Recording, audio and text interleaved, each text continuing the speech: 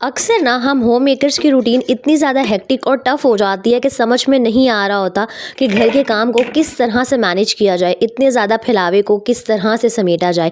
तो बस आज के व्लॉग में आपके साथ कुछ ज़बरदस्त सी हैबिट्स और टिप्स शेयर करने के साथ साथ एक मज़ेदार सी झटपट सी रेसिपी शेयर करूँगी और आप सबके साथ ना अपनी किचन की थोड़ी सी बजट फ्रेंडली शॉपिंग भी शेयर करने वाली हूँ। तो व्लॉग को एंड तक ज़रूर देखिएगा। अस्सलामुअलैकुम माय यूट्यूब फैमिली, उम्मीद है जी आप सब ठीक ठाक होंगे। अल्हम्दुलिल्लाह मैं भी बिल्कुल ठीक हूँ। तो ये है जी मेरे सुबह के किचन के हालात, इतना ज़्यादा फैलावा था। अक्सर तो मैं कोशिश करती हूँ, बल्कि मोस्टली मेरी कोशिश होती है कि रात को ना सारा किचन में समेट के सोऊं। लेकिन आजकल रूटीन इतनी ज़्यादा हेक्टिक हुई हुई है ना कि घर में मेरा जो टाइम है वो बहुत कम गुजर रहा होता है। इसलिए घर में मैं ज़्यादा इतनी कोई तवज्जो नहीं दे पा रही होती। जब रात को घर वापस आती हूँ इतनी थकावट होती है कि कुछ भी करने को ना दिल नहीं जा रहा होता, तो बस मैं ऐसे ही सो जाती हूँ। आज सुबह नाश्ता बाहर से आ गया था, उसके बाद दोपहर के खाने की तैयारी करनी थी, लेकिन इतने फैले हुए किचन में यकीन करें कोई भी काम करने को ना दिल नहीं जा रहा था। और आपके साथ एक बात भी शेयर करती हूँ कि जब किचन में इतना ज़्यादा फैलावा हो ना, तो कभी भी काम स्टार्ट मत किया करें। सबसे पहले जो सारी चीज़ें बिखरी हुई होती हैं ना, उनको अरेंज किया करें, अपने काउंटर टॉप्स को वाइप कर लिया करें, अपने चूल्हे को क्लीन कर लिया करें। और फिर जो सबसे पहले काम होता है ना, खाना बनाना, यानी कि सबसे ज़रूरी चीज़, उसको स्टार्ट किया करें। जितनी देर में आपका खाना बनेगा ना, उतनी देर में आप जो बर्तन हैं मैले उनको वॉश कर सकती हैं और बाकी के जो छोटे मोटे काम है ना वो कर सकती हैं। और मैं आपको हमेशा कहती हूँ ना कि कभी भी अपने ऊपर अपनी ताकत से ज़्यादा बोझ मत डाला करें। यही रीज़न है कि आजकल ना रात को मेरी हिम्मत नहीं होती और बस मैं अपने आप को ज़्यादा बर्डनाइज़ करने की बजाय ना अपनी जो नींद है उसको अहमियत देती हूँ और चुप करके ना सो जाती हूँ कि सुबह उठ के काम कर लूँगी। हाँ, बहुत कम ऐसे होता है। ज़ाहिर सी बात है, हमेशा जो इंसान की रूटीन और स्केड्यूल है ना एक जैसा नहीं रहता है। कोशिश तो मैं बहुत कर रही होती हूँ कि सब कुछ अच्छे से मैनेज हो जाए, लेकिन हाँ, हूँ तो एक इंसान है ना, एक मशीनरी ही है मेरे अंदर भी लगी हुई, जो थक जाती है और जवाब दे जाती है। इसलिए मैं कहती हूँ कि चलो हो जाएगा। आज सुबह ना सबसे पहले मैंने सोचा कि जो सारी चीज़ें फैली हुई हैं, स्पेशली मेरा स्टोव इतना ज़्यादा गंदा हुआ हुआ था, काउंटर्स पे चाय गिरी हुई थी, कहीं दूध गिरा हुआ था। तो मैंने सोचा कि पहले सारा ये जो मेस है ना इसको क्लियर करती हूँ, उसके बाद ना मैं फटाफट से दोपहर के खाने की तैयारी करूँगी। जितनी देर में मेरा खाना रेडी होगा ना, जो बाकी के मैले बर्तन हैं मैं उनको वॉश कर लूँगी और जो साफ़ सफाई है ना घर की वो कर लूँगी। तो आप सबको भी मैं यही मशवरा दूँगी कि अक्सर औकात अगर आपने कहीं बाहर ना भी आना जाना हो, अगर आपके छोटे बच्चे हों ना, 2 से 3 बच्चे हों, तो मोस्टली सुबह ना किचन में इसी तरह का फैलावा होता है। और मेरी जो सारी बहनें हैं ना वो बहुत ज़्यादा घबरा जाती हैं, बहुत ज़्यादा परेशान हो जाती हैं कि काम कहाँ से शुरू किया जाए। मैं हमेशा एक बात कहती हूँ कि सिर्फ़ ना पहला कदम उठाना मुश्किल होता है। जब इंसान हिम्मत करके अल्लाह ताला का नाम लेके काम कहीं न कहीं से शुरू कर देता है ना, तो फिर हर चीज़ ऑटोमेटिकली आसान होना स्टार्ट हो जाती है। इसलिए घबराया मत करें। सिर्फ़ बस दुरूद शरीफ पढ़ के ना कहीं से कोई एक कोना पकड़ के काम करना स्टार्ट कर दिया करें। जब थोड़ा-थोड़ा करना स्टार्ट करेंगी ना, जब चीज़ें मैनेज होना और ऑर्गेनाइज़ होना स्टार्ट हो जाएँगी, तो फिर आपको खुद ही काम करने का ना मज़ा आने लग जाएगा। तो बस यहाँ फटाफट से मैंने हर चीज़ को वाइप कर लिया था और अब किचन इस काबिल हो गया था कि मैं यहाँ पर ना कुकिंग कर सकती थी। और एक और टिप आपके साथ शेयर करती हूँ कि कभी भी ना मेसी किचन के अंदर कुकिंग जो है मत किया करें। एक तो टाइम बहुत ज़्यादा लगेगा, दूसरा खाना पकाने का ना मज़ा नहीं आएगा। अच्छा, यहाँ पर चेक करें, टमाटर जब सस्ते हुए थे ना, अब तो दोबारा से महंगे हो गए हैं, 200-250 रुपये किलो हुए हुए हैं। तो मैंने ना 1 डेढ़ किलो टमाटर लेके जो फ्रिज का ऊपर वाला खाना फ्रीज़र का होता है ना, उसके वो जो दरवाज़ा होता है उसमें मैंने रख के फ्रीज़ कर दिए थे। हमेशा मैं ऐसे ही करती हूँ। बड़े लंबे अरसे के लिए जो टमाटर है ना वो बिल्कुल ठीक रहते हैं और इतने हार्ड और पत्थर जैसे बन जाते हैं कि किसी का सर फाड़ सकते हैं आप बड़ी आसानी से। और जब आपने इनको यूज़ करना हो तो आप इन्हें बाहर निकाल के 3 से 4 मिनट के लिए पानी में डाल के रख दें, तो बिल्कुल ये सॉफ्ट हो जाते हैं। और ना मेरा बहुत दिन से दिल कर रहा था कि मैं बीफ का आलू गोश्त खाऊं। वैसे नॉर्मली मैं बहुत ज़्यादा चिकन ही बनाती हूँ, लेकिन कभी कभी ऐसे होता है कि बस दिल चाह रहा होता है कि आलू गोश्त बनाया जाए। तो अगर आपने भी कभी घर में बीफ का आलू गोश्त बनाना हो ना, तो इस रेसिपी को फॉलो कीजिएगा। बहुत ही मज़े का बनेगा, हर कोई तारीफ़ करेगा। और वो जो बिल्कुल घुला मिला सा वो रस रिसा सा शोरबा होता है ना, उस तरह का आलू गोश्त आपका ना बन के तैयार होगा। सबसे पहले आपने प्याज, टमाटर, अदरक, लहसुन और हरी मिर्चों को ना थोड़े से ऑयल में अच्छे से फ्राई कर लेना है। इस स्टेप को आपने बिल्कुल भी स्किप नहीं करना। आप जो मर्ज़ी शोरबे वाला सालन बना रहे हो, पहले ये जो सारे प्याज, टमाटर, अदरक, लहसुन होते हैं ना, इनको अगर आप फ्राई कर लेंगे और फिर ग्राइंड करेंगे, तो यकीन करें आपका जो शोरबा है, आपकी जो ग्रेवी है, वो इतनी मज़े की बनेगी ना कि जो भी आपका खाना खाएगा, मैं आपको गारंटी देती हूँ, वो आपके खाने की तारीफ़ ज़रूर ज़रूर करेगा। अच्छा, आपने ये जो प्याज, टमाटर, अदरक, लहसुन, हरी मिर्च है ना, इनको बिल्कुल जलाना नहीं है। जब सारी चीज़ों का कलर चेंज हो जाएगा और ये सॉफ्ट हो जाएंगी ना, तो बस आपने इनको ऑयल में से निकाल लेना है। और मैं यहाँ कुकर का इस्तेमाल करी थी क्योंकि भाई बड़ा टाइम सेविंग हो जाता है, वरना अगर बीफ या मटन को गलाना हो ना, तो अच्छा खासा 1 से 2 घंटे तो रिक्वायर्ड होते ही हैं। उसके बाद आपने उतना ही ऑयल या घी मज़ीद ऐड कर लेना है जितना आप एक टाइम की हांडी में ऐड करते हैं। आप सबको अंदाज़ा हो गई। वैसे मैं कुकिंग ऑयल इस्तेमाल करती हूँ, मैं घी यूज़ नहीं करती। खड़े गरम मसाले ऐड करेंगे। अच्छा, आलू गोश्त में ना छोटी इलायची खुशबू के लिए ज़रूर ऐड किया करें। बहुत ही अच्छी ना इलायची की खुशबू आती है स्पेशली आलू गोश्त में। तो मैंने थोड़ा सा साबुत ज़ीरा, 1 इलायची और ना 1 दालचीनी का टुकड़ा ऐड कर दिया था। जो बीफ था वो ऐड करके ना मैंने 4 से 5 मिनट अच्छे से फ्राई कर लिया था, क्योंकि वो बीफ में एक खमक सी होती है, एक स्मेल सी होती है, वो सारी फ्राई करने से ना निकल जाएगी। उसके बाद ये जो सारी ग्राइंड की हुई चीज़ें थी मैंने वो ऐड कर दी थी। अच्छा, यहाँ पे आपको ये मिक्सचर नज़र आ रहा होगा कितना स्मूथ सी इसकी पेस्ट बनी थी ना। अगर आप फ्राई किए बगैर प्याज, अदरक, लहसुन, टमाटर ग्राइंड करते हैं ना, तो इस तरह से स्मूथ सा जो मिक्सचर है वो रेडी नहीं होता और फिर वो शोरबे में हर चीज़ ना ऐसे साबुत साबुत सी तैरती हुई नज़र आ रही होती है। अच्छा, साथ ही आपने इसके अंदर सारे जो बेसिक मसाले होते हैं, नमक हो गया, लाल मिर्च हो गई, वो जो साबुत धनिया होता है उसको और हल्दी को ऐड कर देना है और थोड़ा सा पानी मज़ीद ऐड करके ना इसको 30 से 35 मिनट के लिए आपने प्रेशर कुकर में सीटी लगा के छोड़ देना है। अच्छा, मुझे ऐसे लगता है कि जब हम प्रेशर कुकर लगा के गोश्त को गलाते हैं ना, तो गोश्त बहुत ज़्यादा अच्छा गलता है। वैसे तो हमेशा प्रेशर कुकर इस्तेमाल कम करने की कोशिश करनी चाहिए। अगर आप के घर क्या कहते हैं गैस का इशू नहीं है, गैस आती रहती है, तो हाँ आप चूल्हे पे भी गला सकते हैं, लेकिन सर्दियाँ हैं और गैस का वैसे ही बहुत इशू है, तो मैंने प्रेशर कुकर का इस्तेमाल किया था।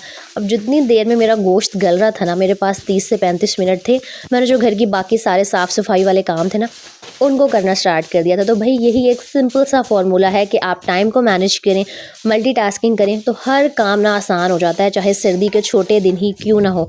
और मुझे बड़े कमेंट्स आ रहे होते हैं आप बैठ के सफाई क्यों नहीं करती हैं, आप झाड़ू भी खड़े होके लगाती हैं, पोछा भी खड़े होके लगाती हैं। तो भाई मुझे बनानी होती है वीडियो और वीडियो में ना बैठ के काम करते हुए इंसान अच्छा नहीं लग रहा होता, तो यही मेन रीज़न होता है कि मैं खड़े होके सारे काम कर रही होती हूँ। और जब मुझे व्लॉग शूट नहीं करना होता, वैसे बहुत कम ही होता है क्योंकि मैं डेली बेसिस पर आपके साथ अपनी रूटीन शेयर कर रही होती हूँ, तो जब मैं कैमरा ऑफ करके सफाई कर रही होती हूँ तब मैं ये कोशिश होती है कि मैं बैठ के ही झाड़ू लगाऊँ और बैठ के ही जो पोछा है ना वो भी लगाऊँ, क्योंकि जब इंसान बैठ के झाड़ू पोछा करता है ना, तो फुल बॉडी की बड़ी अच्छे से एक्सरसाइज हो जाती है, वेट भी मेनटेन रहता है। दूसरा, जब इंसान बैठ के पोछा लगाता है ना, तो जो फर्श है वो बहुत अच्छे से साफ़ होता है। और आज ना मेरा गला ज़रा सा ख़राब हुआ है बार बार ना बोलने में मुझे मसला हो रहा है, तो प्लीज़ एडजस्ट कर लीजिएगा, बर्दाश्त कर लीजिएगा। और बस यहाँ मैं फटाफट से ना साथ में डस्टिंग भी कर रही थी, मोप भी लगा रही थी। सफाई करते हुए भी ना मेरी कोशिश होती है कि बस जो जो काम मुझे सामने सामने नज़र आ रहा है ना, वो मैं करती चली जाऊँ। और जितनी देर में मैं सफाई से फ्री हुई थी ना, उतनी देर में जो मेरा गोश्त था वो बहुत अच्छे से टेंडर हो गया था, सॉफ्ट हो गया था। साथ मैंने इसके अंदर आलू कट करके ऐड कर दिए थे। अच्छा, प्लीज़ मुझे बताएं, ये जो आजकल आलू आ रहे हैं ना, मैंने 3-4 दफ़ा आलू मंगवा के देख लिए हैं, मीठे आलू निकल रहे हैं और एक अजीब से आलू हैं। जब उन्हें हांडी में डालो ना, वो ऐसे घुलना से स्टार्ट हो जाते हैं और बिल्कुल ऐसे लगता है कि आलू नहीं शकरकंदी हमने सालन में ऐड कर दी है, सारे सालन का जो टेस्ट है ना ख़राब हो जाता है। तो प्लीज़ मुझे कोई टिप, कोई मशवरा बताइएगा कि सही आलू, जो नमकीन आलू है, उसकी क्या पहचान है और ये आजकल आलू इस तरह के क्यों आ रहे हैं। अच्छा, आपने गोश्त में जब भी कोई सब्ज़ी ऐड करनी होती है ना, तो उसको 4 से 5 मिनट लाज़मी ऐड करके भुनाई किया करें, तो फिर सब्ज़ी का टेस्ट और जो सालन का टेस्ट है ना, वो बड़ा इन्हेंस हो जाता है। बस फिर इसके अंदर आपने पानी डाल देना जितना आपने शोरबा बनाना हो। साथ में मैंने गरम मसाला ऐड कर दिया था और जो भुना कुटा हुआ मैं ज़ीरा हर हांडी में ऐड करती हूँ, वो ऐड किया था।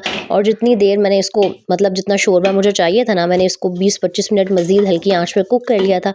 मज़ेदार सा जो मेरा आलू गोश्त है ना, वो रेडी हो गया था और आप चेक करें, हांडी भी बन गई थी और साथ ही साथ ना मेरी जो सफाई थी वो भी हो गई थी। तो इस तरह ना आप भी मुश्किल दिनों में हर काम को बड़ी आसानी से मैनेज कर सकती हैं, स्ट्रेस के बगैर। बस रिलैक्स रह के सब कुछ करेंगी ना, तो हर चीज़ ऑटोमेटिकली आसान हो जाएगी।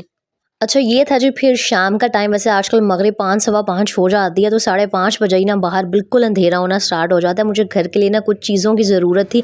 एक तो मेरा वाइपर टूट गया था, मुझे वो लेना था। और जब भी मुझे किचन का कोई भी सामान लेना होता है ना, तो मेरी कोशिश होती है कि ये जो डॉलर स्टोर्स हैं, डिस्काउंट स्टोर्स हैं, इनका मैं विज़िट करूँ। पहले मैं वो जो 120 वाली शॉप है वहाँ गई, लेकिन वहाँ मुझे कुछ अच्छा नज़र नहीं आया और वहाँ पर वाइपर्स की क्वालिटी भी बिल्कुल अच्छी नहीं थी। इंसान को ना हमेशा देखभाल के चीज़ लेनी चाहिए। मैं 120 रुपये वाला वाइपर अगर ले लेती ना, उसने दूसरे दिन ही टूट जाना था। तो फिर मैं ये 280 वाली शॉप पर आई। यहाँ पर चेक करें, ये मुझे हॉट पॉट इतने प्यारे लगे थे ना, और ये सिर्फ देखने में प्यारे नहीं थे, इनकी क्वालिटी भी ना अच्छी थी।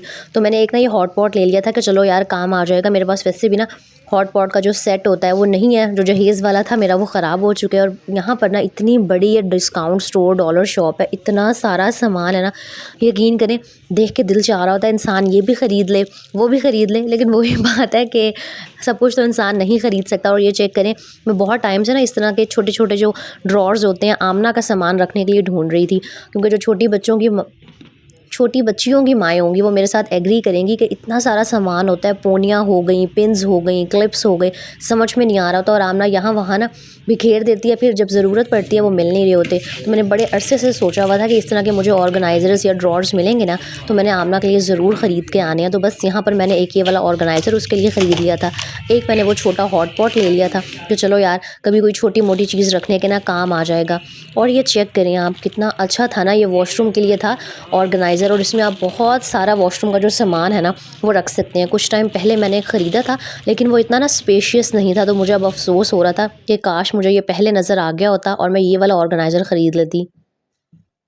अच्छा, मैं ना इस शॉप की लोकेशन आपको बता दूँ कि जो 6 नंबर चुंगी पे चेज़अप है ना उसके बिल्कुल ऑपोजिट, यानी कि चेज़अप के बिल्कुल सामने रोड आपको क्रॉस करना पड़ेगा, बिल्कुल ऑपोजिट है ये 280 वाली शॉप। चेज़अप के साथ भी एक शॉप है लेकिन उनके रेट्स जो है ना वो अब बहुत ज़्यादा हो चुके हैं। यहाँ पर अभी भी हर चीज़ 280 की है और बहुत वैरायटी है, स्पेशली किचन के तो आइटम्स यहाँ पर इतने ज़्यादा है ना, मसाला बॉक्सेस हो गए, कंटेनर्स हो गए, बॉटल्स हो गई, मतलब दुनिया जहान की चीज़ें हैं।